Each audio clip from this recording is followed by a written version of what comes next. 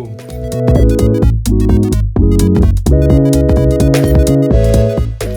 Hey guys, what's up? My name is Aryo. I'm here to share with you guys my latest project called Papeon. What is Papeon? Well, Papeon is basically a papercraft war game with collectible paper figures like this, which can perform a physical action. More about it later. I've been working on this project for almost 2 years now. It all started when I mess around with papercraft a lot. I started to design my own 3D models.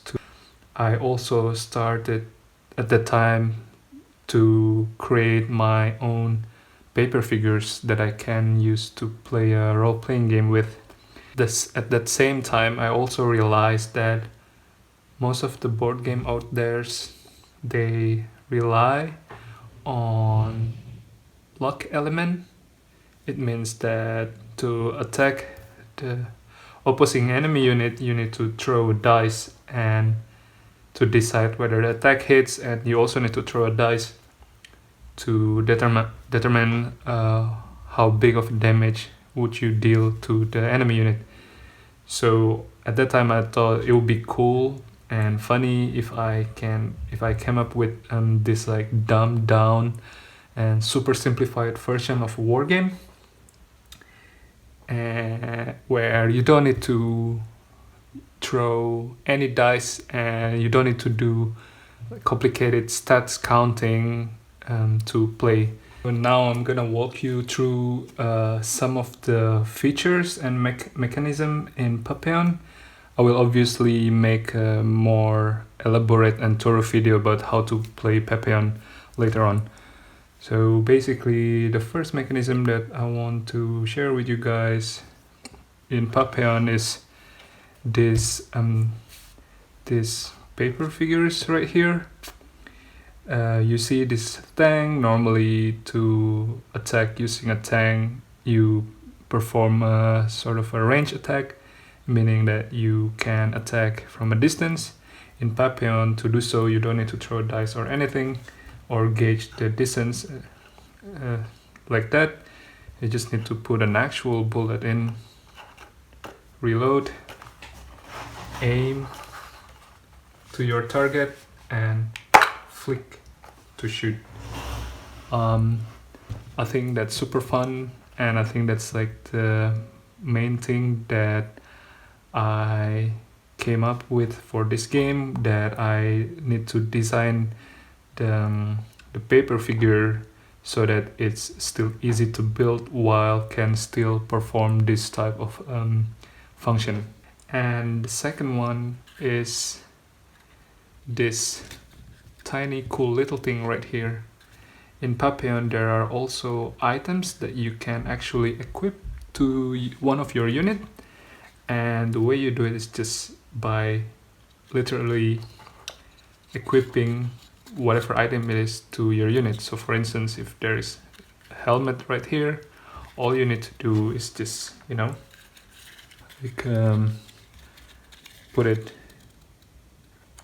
put the helmet on, then it means that the unit right here is equipped with your helmet, and there is no long list of like what kind of items can go to which unit.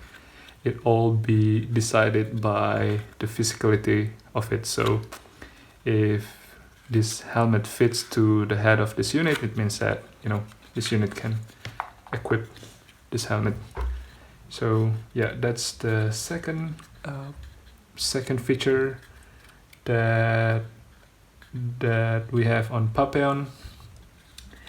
And then the third one is this, like the fun one, I think, or the most fun out of three. It's this mechanism called sudden death. And what does it mean?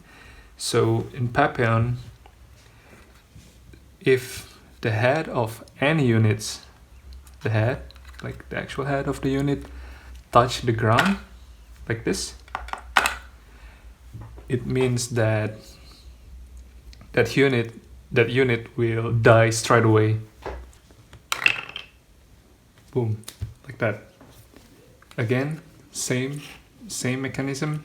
If the head of one of the unit touch the ground, no matter how many HP does the unit have, it will die straight away. So I think that's fun, and maybe if you want to add another layer while playing, you can also make that if you knock one of your unit by mistake, you know, just because you move, you can also apply sudden death there, you know. I know this game is like super fidgety, but I think by doubling down on that fact that it's fidgety and adding this like sudden death rule, it just like brings more fun to this game. Now, for the first edition of Papeon, I came up with 2 different teams. One is called Dursa Warriors. They are all in green like this. And the other team is the PIK Horde, and they are all in blue like this. It also has like the unit cards that can tell you the HP, the attack point, the speed point, the name, and it came in 2 different color theme like this. So for this tank, it's called PIK Panzer. It has 5 HP. It has 2 damage. It has 2 damage point. What does it mean is like it has 2 damage point, and what does it mean is when you shoot using this panzer and the bullet hits the enemy unit, it will deal 2 damage point to the HP of that enemy units. And it has 2 speed point. Again, like I mentioned before, since the theme is more like a backyard war, so it's not an actual tank, there is no machine in it, so that's why I make the tank only having 2 speed point. So it's a slow tank. Still bulky, has so many health points, but it's a slow tank. So that's that. And here the other card is for this unit right here. It's called Dursal Footboy. It's a melee unit, and as shown right here, it has a 4 health point, but it doesn't have attack damage point though, because this guy cannot just like touch any other unit and deals a damage. This type of unit serve only one function, which is like to knock over the other unit to inflict a sudden death.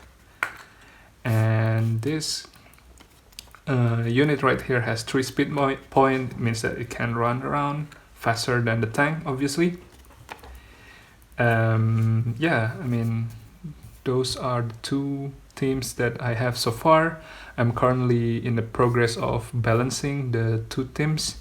It means I was thinking to make maybe this PIK Horde more of a tanky, with more of a tanky team with less speed, while having this Dursa Warriors more speedy, like they rely a lot on mobility while having less HP than the blue team.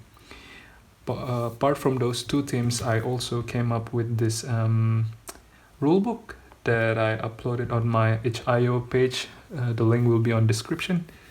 There I explained basic rule. I also described some of the jargon. I also explained the different unit types. I honestly think that there is still a lot to work on this basic rule. Some of it's still like undecided.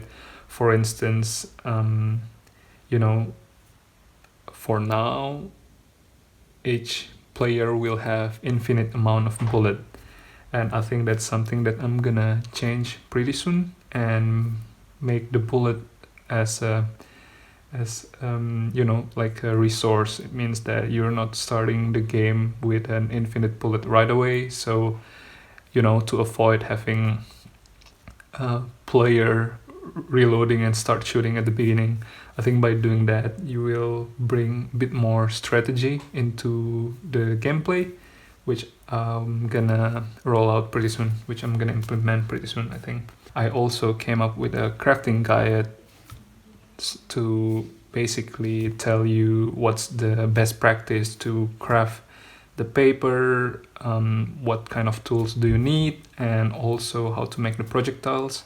Also, I have some videos that explains you how to create the cannon, this thing right here, and also how to make the bullet. So it will be on my channel, so please go check it out if you're interested to know more about it. I can guarantee you that it's like super simple. It's basically, you just basically need to roll a paper and roll another paper in it, and there you go, you have the shooting mechanism. Also, if you go and download the rulebook, you will also get 2 units from each teams there. So you will have the gun boy. It's the Dorsal Warriors range unit. Looks like this. I think it's cool. It's like this short boy with a bazooka that can shoot around. So you will get this, and for the big horde you will get the PIK.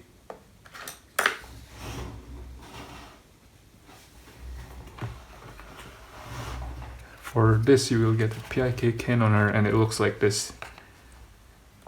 It has a different elevation, so this one can run around quickly and shoot straightly, like, while this one has a different elevation, meaning that it can shoot with from a longer distance, but then it's actually harder to aim and to hit the target. So that's sort of like the balance that I'm trying to create between 2 teams. Let's see how it works. That's all about Papeon. I think we already talked about what it is, why did I create this game, and also some of bits and pieces of the features and the elements that Papeon has. I hope you guys can understand more about it, and I hope you guys are interested to try. And if yes, please go ahead to my itch.io page, link in the description below, and download and try out for yourself.